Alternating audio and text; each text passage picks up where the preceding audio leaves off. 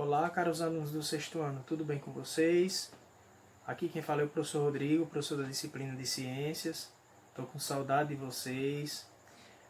A nossa aula de hoje vai ser uma aula sobre, continuando o assunto sobre a atmosfera, mas basicamente sobre os gases que compõem essa atmosfera. Espero que vocês gostem da aula. Se tiverem alguma dúvida, entrar em contato comigo através do meu e-mail ou do WhatsApp. E sem mais delongas, vamos para a aula. Dando continuação ao assunto sobre a atmosfera, que a gente havia falado na aula anterior, a gente agora vai falar sobre os gases que compõem essa atmosfera, ok?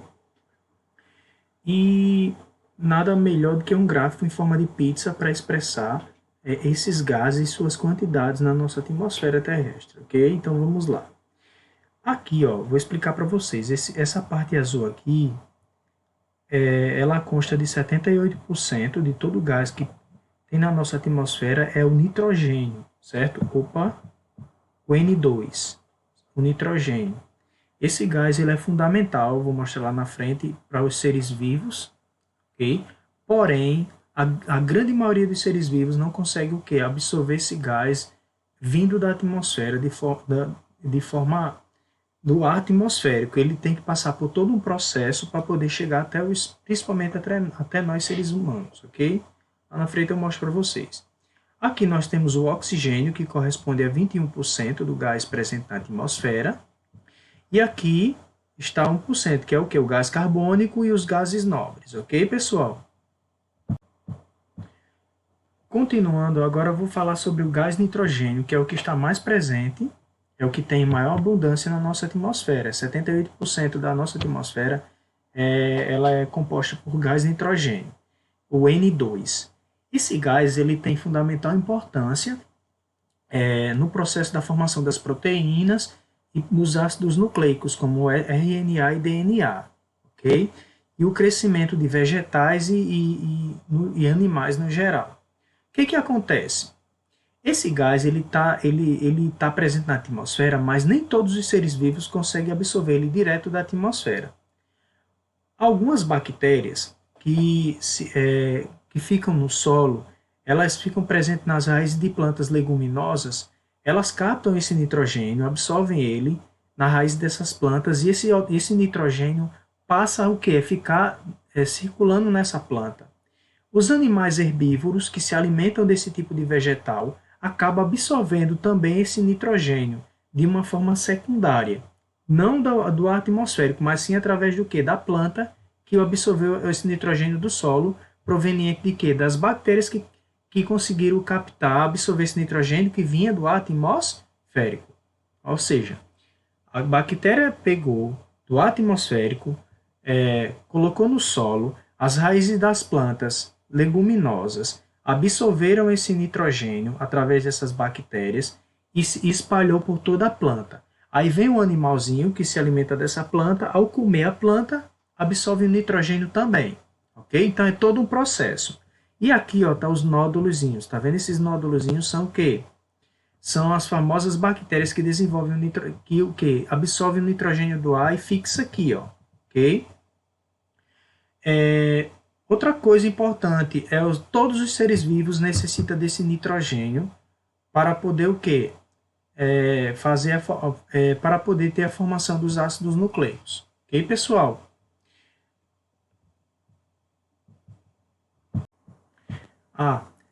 No processo, existe um processo chamado ciclo do nitrogênio. Né? O ciclo do nitrogênio vocês vão ver no 7º ano. Existe um ciclo do nitrogênio que vocês vão ver no 7º, que ele é um pouco mais simplificado, e existe o do ensino médio, que é o dos ciclos biogeoquímicos, né? Que vocês vão ver que ele é mais complexo, ele envolve todas as bactérias, as transformações que vão acontecer que essas bactérias vão promover, como amônia, nitrito, nitrato, as desnitrificantes que vão devolver o nitrogênio para o ar, certo? Atmosférico, enfim. Não é o caso de vocês ver isso agora, certo? Porque senão vocês vão pular etapas. Mas que fique ciente que tem o ciclo do nitrogênio no 7º ano e no ensino médio vocês vão ver através dos ciclos biogeoquímicos de uma forma bem mais mais detalhada, ok, pessoal? Ciclo do nitrogênio, o gás nitrogênio, certo? O gás nitrogênio que está presente é composto por 21%, né, da nossa atmosfera, né? Esse gás, ele é muito importante, principalmente para os seres aeróbios, ou seja, os animais que precisam de oxigênio para poder sobreviver. Existem seres anaeróbios e seres aeróbios, ou aeróbicos e anaeróbicos. Os anaeróbios são aqueles seres vivos que não necessitam do oxigênio para poder sobreviver. Eles vivem num ambiente sem oxigênio, como alguns tipos de bactérias, certo? Que fazem quimiossíntese, enfim. E existem aqueles seres que só vivem em ambiente que possui o que? Oxigênio. Como também existem os facultativos, que tanto faz ter oxigênio como não ter. Que não é o caso da gente ver isso agora, mas eu quero só dizer que existem seres dessas três maneiras, que precisam de oxigênio, que não precisam e que tanto faz, ok? O oxigênio ele é um gás fundamental, porque esse gás para os seres vivos, ele gera energia através do processo de respiração celular, certo? Juntamente com a glicose. Nos seres humanos, ele acontece dentro de uma organela citoplasmática chamada mitocôndria. Vocês vão ver isso bem mais adiante, mas é só para vocês saberem, ok? E o que acontece? Esse gás é necessário para poder haver energia, para poder liberar energia, para poder a pessoa ter energia para o dia a dia. Eu vou dar um exemplo. Você, quando começa a praticar atividade física, você começa a puxar ar. Você começa a puxar oxigênio para poder o quê? Ganhar energia e continuar praticando aquela atividade física. Se você não conseguir captar esse oxigênio, você não vai ter rendimento. Okay? Porque esse oxigênio é o que junto com a glicose vai gerar energia, que é adenina trifosfato, nos seres vivos, principalmente nos seres aeróbios.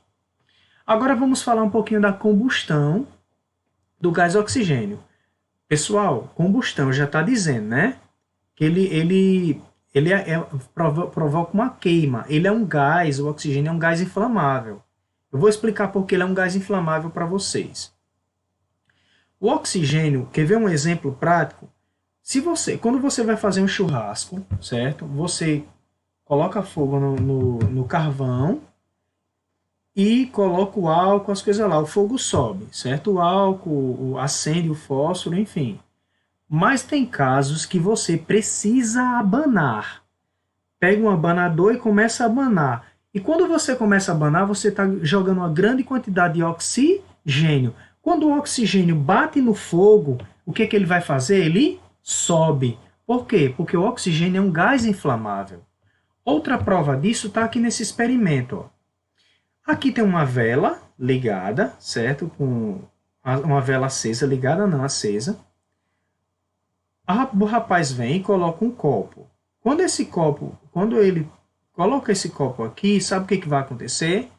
Ele está evitando que o oxigênio atmosférico deixe essa vela acesa. Ó. Quando ele joga o copo, com poucos segundos ou minutos, essa vela vai apagar. Porque não tem oxigênio para poder o quê? Fazer com que esse fogo continue aceso. O oxigênio ele é necessário no processo de combustão, certo? Ele é muito necessário, porque se não tiver o oxigênio, nesse caso aqui, não vai haver fogo. E, consequentemente, a vela vai apagar. Ó. Tanto que quando fecha, com o tempo a vela apagou, ó. Certo? Por quê? Porque não está entrando mais oxigênio nessa região aqui. Então, o oxigênio ele se comporta dessa maneira, ok, pessoal? Ele é responsável pela geração de energia nos seres aeróbios, né? E ele também é um gás inflamável. Ele gera combustão, ok? Gás carbônico. O gás carbônico, sim, só um detalhe, o oxigênio é o gás que nós inspiramos. O gás carbônico é o gás que nós expiramos, jogamos para fora, ok? Vamos lá. O gás carbônico ele é um gás estufa, ele provoca calor, certo? Eu vou explicar para vocês. O gás carbônico ele é o CO2, que é uma molécula de um átomo de carbono e dois de oxigênio. Esse gás, ele em grande quantidade na atmosfera, ele vai provocar o quê? O que chamamos de efeito estufa. Esse gás ele está presente no processo de fotossíntese, muito importante isso que vocês saibam, que eu vou explicar para vocês, como também na decomposição de seres vivos, na matéria orgânica, e nas queimadas também, que eu vou falar lá na frente.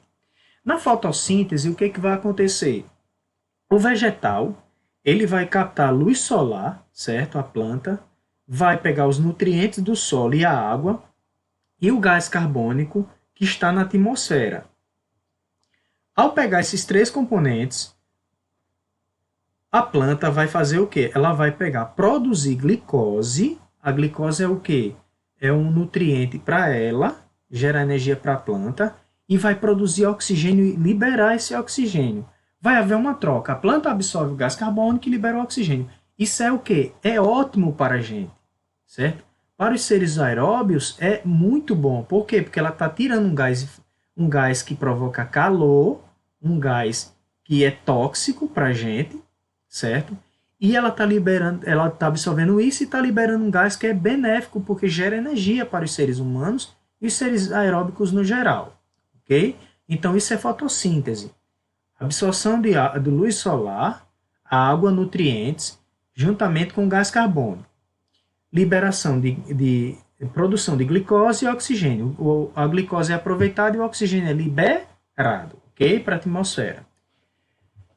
Esse gás, pessoal, ele em grande quantidade, ele aqui, ó, as indústrias também emitem ele, o que provoca um grande problema para o planeta, que eu vou falar mais aqui na frente, o efeito estufa. O que é o efeito estufa? O que acontece? Quando esse gás ele fica em grande quantidade na nossa atmosfera, ele começa a provocar calor, certo? Tipo, não tem uma estufa, a estufa não é quente, certo? É do mesmo jeito. Os raios solares, ao penetrar no nosso planeta, parte dele é o que? É filtrado pela camada de ozônio, que é O3, que fica na estratosfera, e a outra parte dele penetra no nosso planeta.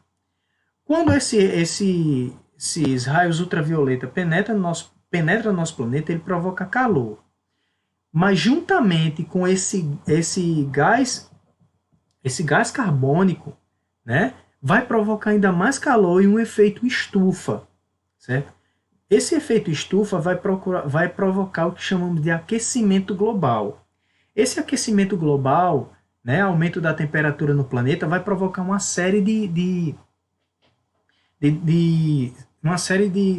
desastres naturais, ou desencadear uma série de fenômenos naturais prejudiciais aos ecossistemas, principalmente marinhos, okay? Que eles sentem mais, como os recifes de corais.